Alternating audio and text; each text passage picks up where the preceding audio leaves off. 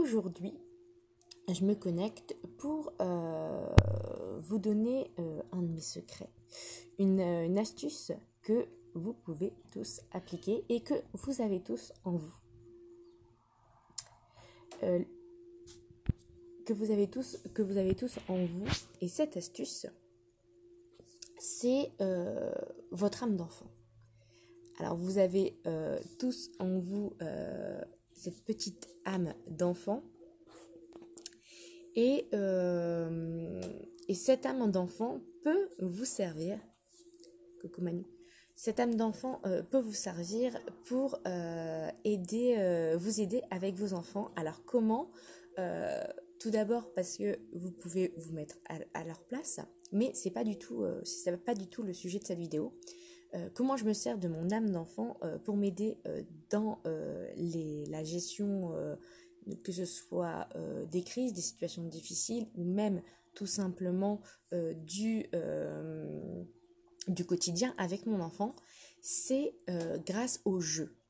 Alors, il suffit simplement de tourner la situation en jeu pour que ce soit beaucoup plus simple. Je vais vous donner des petits exemples. Et pour ça, en fait, il suffit juste de se reconnecter, de se refaire appel à notre âme d'enfant ou tout simplement à se souvenir des jeux qu'on avait quand on était petit et qui nous faisaient beaucoup rire et rentrer dans les passions, les délires du moment de nos enfants.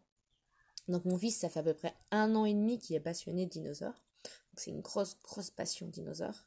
Et par exemple, quand il veut pas monter alors que c'est l'heure, par exemple, je sais pas, de se laver les dents ou tout simplement parce que je veux qu'il monte pour une raison ou une autre, je vais lui dire attention, il y a le volcan en lave qui arrive, il y a la lave qui arrive, vite, on monte. Ce genre de choses. Plutôt que lui demander de monter, en fait, je lui fais rentrer dans un jeu où je lui fais imaginer qu'il y a la lave et le volcan, puisqu'il est très aussi en ce moment il s'interroge beaucoup aussi sur la mort, donc du coup la mort des dinosaures, etc. Donc la lave, le volcan, la météorite, et donc j'utilise ce genre d'arguments pour l'aider à coopérer, puisque ça va être beaucoup plus drôle de faire semblant d'échapper à la lave pour monter et aller se laver les dents par exemple, que tout simplement monter parce que maman me l'a demandé. Donc ça, et on peut faire ça pour beaucoup de choses où c'est beaucoup plus marrant d'avancer par exemple en essayant de marcher sans marcher sur les lignes des carreaux des pavés par exemple, ou des carreaux au sol, ou en suivant justement au contraire une ligne ou quelque chose comme ça. Par exemple, si votre enfant veut pas avancer quelque part parce qu'il dit qu'il est fatigué, tout ça, ça peut être un moyen plus sympa de le faire avancer. Bah tiens, on va essayer de marcher sur la ligne pour pas il faut pas tomber. Avec ou pas, vous pouvez rajouter un challenge, un délire du moment, comme la lave, l'eau, sinon il y a des pirates, ce que vous voulez, que votre enfant apprécie en ce moment. Et vous voyez, c'est juste des petits... des façons différentes en fait de demander à notre enfant va lui permettre d'avoir plus envie de coopérer, tout simplement parce que quand c'est du jeu, c'est beaucoup plus fun. On oublie parfois que on n'a pas envie de faire quelque chose ou qu'on est un peu fatigué, donc ça nous demande des efforts. Mais si c'est marrant, c'est toujours mieux. C'est comme en tant qu'adulte, si je vous dis ce soir il faut que tu veilles tard pour faire le ménage, ou si je vous dis ce soir tu vas veiller tard pour aller boire un verre avec des copines, c'est pas du tout la même chose, c'est pas du tout la même énergie, alors que dans les deux cas vous êtes fatigué, mais si c'est pour aller boire un verre avec des copines, on va avoir beaucoup plus envie de dépasser cette fatigue que si c'est aller plier du linge par exemple. Donc, et c'est pareil pour les enfants.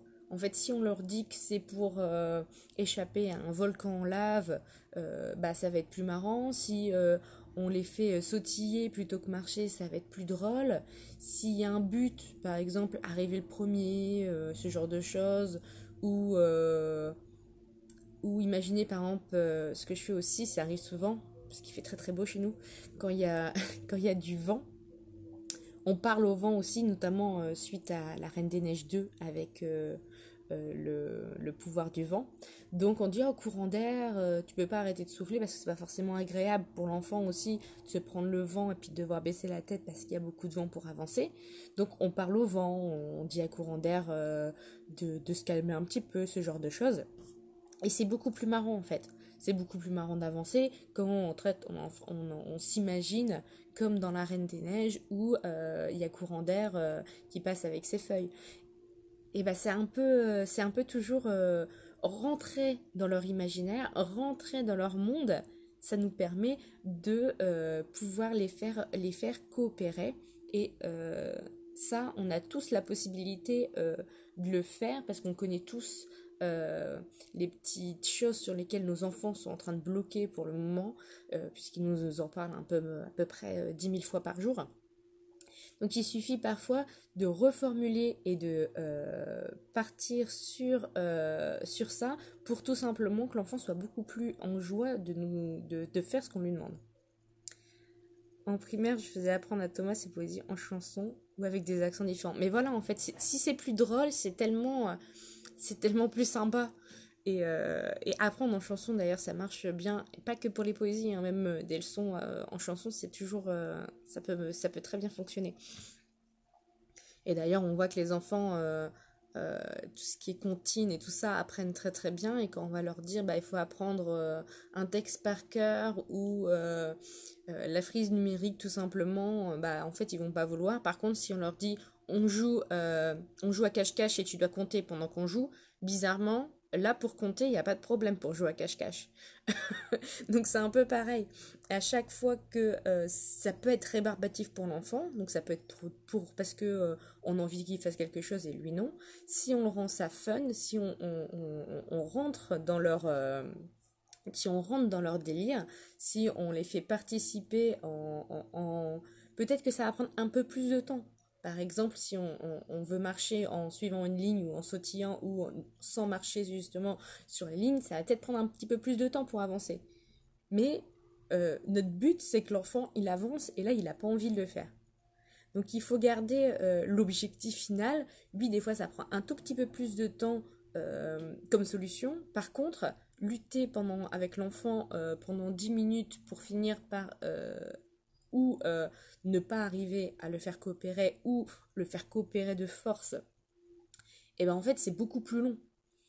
Et quand on commence à prendre cette petite habitude le faire avec le jeu, ça vient aussi beaucoup plus naturellement.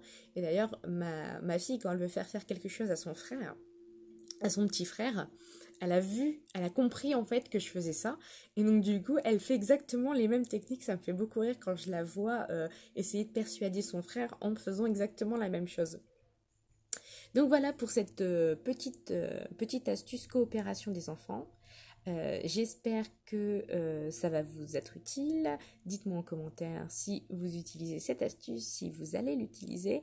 Et si c'est la première fois que vous l'utilisez, n'hésitez pas à me dire si ça a bien fonctionné et partagez vos autres astuces avec les mamans. Bonne journée à tous et je vous dis à bientôt.